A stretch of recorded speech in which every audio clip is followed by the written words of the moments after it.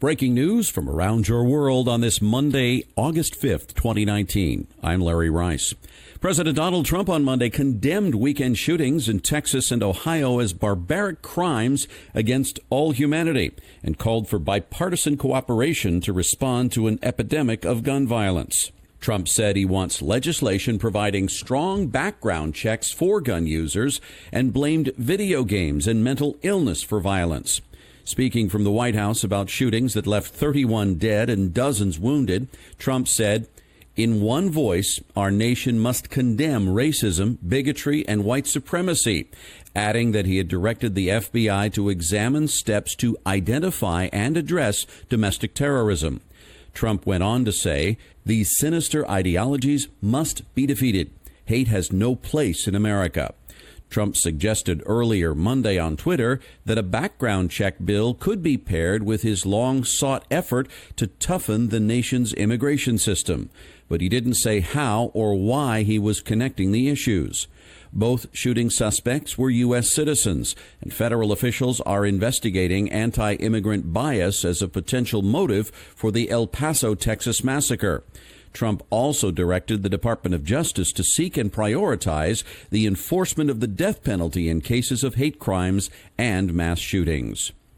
Chicago police are investigating several shootings over the weekend that left at least 4 people dead and 43 wounded.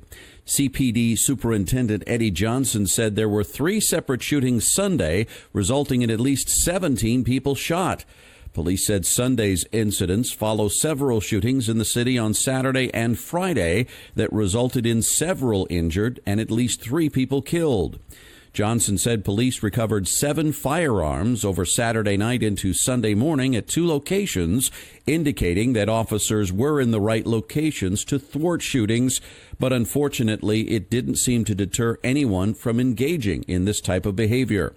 Johnson said he did not want to get political, but something needs to be done to stem gun violence in the country, saying, "From police departments to the court systems to prosecutors and legislators, we have to come together and figure out more common sense solutions to these problems because clearly too many of our citizens are being shot and killed." Russian President Vladimir Putin warned on Monday that Moscow would be forced to start developing short and intermediate-range land-based nuclear missiles if the United States started doing so after the demise of a landmark arms control treaty.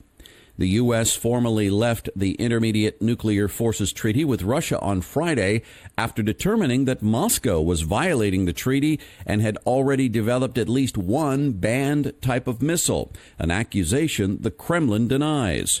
The pact banned land-based missiles with a range between 310 and 3,400 miles, reducing the ability of both countries to launch a nuclear strike on short notice.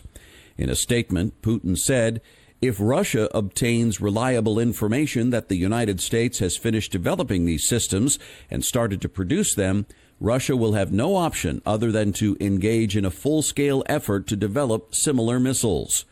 Putin on Monday held a meeting with his Security Council, after which he ordered the defense and foreign ministries and Russia's SVR Foreign Intelligence Service to closely monitor any steps the United States took to develop, produce, or deploy missiles banned under the defunct treaty.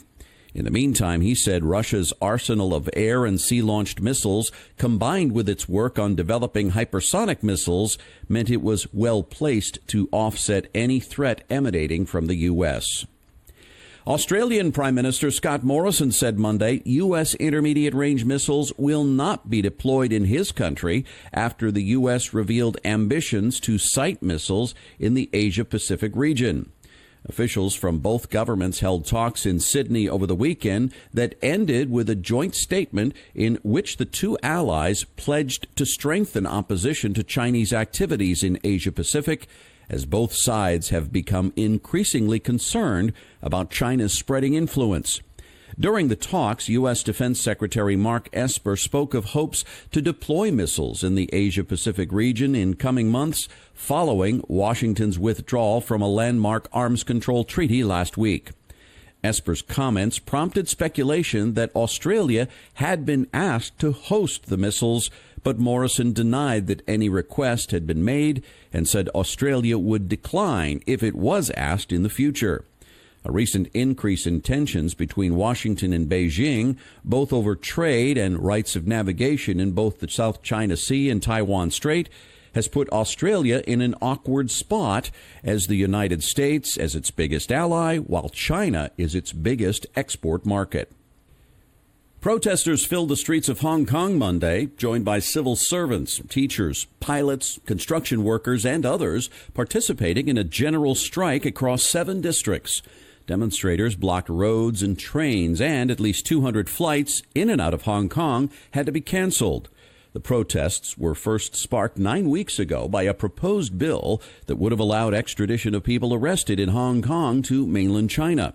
That bill has been suspended, but demonstrators are calling on Hong Kong Chief Executive Carrie Lam to completely withdraw the measure, launching a third-party investigation into police abuse of power, and drop all charges for the protesters who have been arrested. On Monday, Lam said due to the protests, Hong Kong is on the verge of a very dangerous situation and called for an end to such extensive disruptions. Puerto Rico's constitutional crisis was expected to deepen Monday after the island's Senate filed a lawsuit seeking to oust a veteran politician recently sworn in as the island's governor, as legislators squabble over who should lead the U.S. territory. Senate President Thomas Rivera Schatz said, Puerto Rico is living in a situation without historical precedent. Pedro Pierluisi was named Secretary of State, the next in line to be governor, in a recess appointment last week. The island's House of Representatives then confirmed him to the position in a 26-21 vote on Friday, a move he argues makes him the replacement for Governor Ricardo Rossello. However, the Senate has not yet voted on the appointment, and it was expected to do so Monday afternoon. Rossello formally resigned August 2nd following nearly 2 weeks of popular protests amid anger over corruption, mismanagement of funds, and a leaked obscenity-laced chat in which he and 11 other men made fun of women, gay people, and victims of Hurricane Maria, among others. Puerto Rico's constitution says the Secretary of State takes over if the governor steps down. And one amendment states that everyone in line to become governor has to be confirmed by both the House and the Senate, except for the Secretary of State. Pierluisi has said the upcoming Senate vote is a moot point because he is already governor. Brokerage house Morgan Stanley warned investors Monday a global recession could arrive if President Trump moves forward with new plans to tax China and fails to resolve the trade dispute that's been going on for more than a year. The Wall Street firm said in a note to investors the plan for new tariffs on $300 billion worth of Chinese goods, which Trump announced last week, could trigger the recession in 9 months. Trump vowed to impose a 10% tax starting next month. Morgan Stanley chief economist Chetan Iyer said continually taxing Chinese products skews their prices to the downside. About 2/3 of goods tariffed in this round are consumer goods, which could lead to a more pronounced impact on the U.S. as compared to earlier tranches, Iyer wrote. Trade tensions have pushed corporate confidence and global growth to multi-year lows. Economists at Bank of America Merrill Lynch have also warned of the potential consequences of the administration's use of tariffs. U.S. and Chinese negotiators showed some progress in Shanghai last week, but Beijing reacted strongly when Trump announced the new tariffs a day later. The Dow Jones Industrial Average was down more than 650 points in midday trading Monday. Tel Aviv University researchers say they have developed a novel nanovaccine for melanoma, the most aggressive type of skin cancer.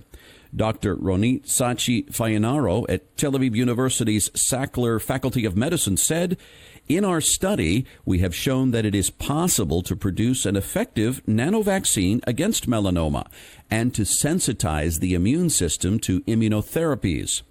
The focus of the research is a nanoparticle that serves as the basis for the new vaccine.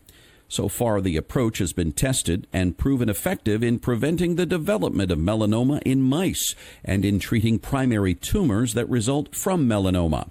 According to the Skin Cancer Foundation, more than 192,000 cases of melanoma will be diagnosed in the United States this year. Melanoma develops when unrepaired DNA damage to skin cells, most often caused by ultraviolet radiation from the sun or tanning beds, triggers genetic defects that lead them to multiply rapidly and form malignant tumors. The results of this research were published August 5th in the journal Nature Nanotechnology. And that's your update for this Monday, August 5th, 2019. I'm Larry Rice. Thanks so much for listening, and I hope you have a wonderful week.